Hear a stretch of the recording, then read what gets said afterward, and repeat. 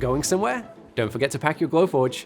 Every time you move your Glowforge from one destination to another, like if you're moving to a new house for example, make sure to package it properly with the original box, the foam blocks, and the important orange and red bits. We want to make sure that your Glowforge arrives safely at its new workspace. Let's square everything away before the big move.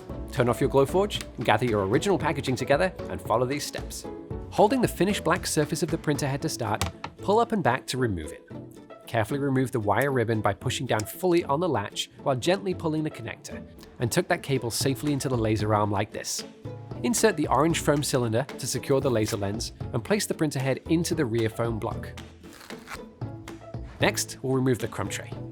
Lift the lid, lower the front door, and carefully remove the crumb tray. Now's a great time to empty it of any material scraps, and give the floor of your Glowforge a wipe to remove any debris.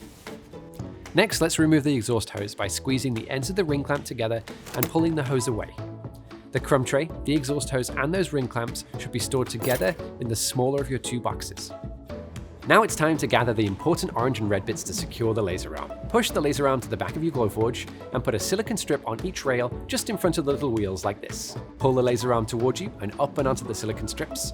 You might need to lift the laser arm slightly, like taking a stroller up a curb for example. Pop in the rear foam block behind the laser arm and secure it with the orange knobs like this. Finger tight is perfect. Slide the metal plate to the center of the laser arm and secure it in place with the orange plastic clip. To do this, line up the little tab with the hole in the bottom of the plate, hook the clip against the back of the laser arm, and pull up and towards you to snap it into place. You'll know you've got it as the metal plate will be held securely in position.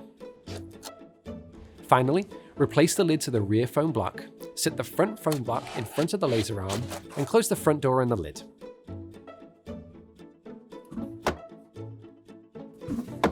Now it's time to find a friend to help you lift your Glowforge into its box. Place it into the protective plastic cover and nestle it snugly into the foam inserts, adding the top layer of foam before replacing the lid. Finally, reinstall the handle locks to secure the two halves of the box together. Now, if your Glowforge didn't come with handle locks or they're missing, just use parcel tape to secure the box instead. And look at that, we're packed up and ready to go.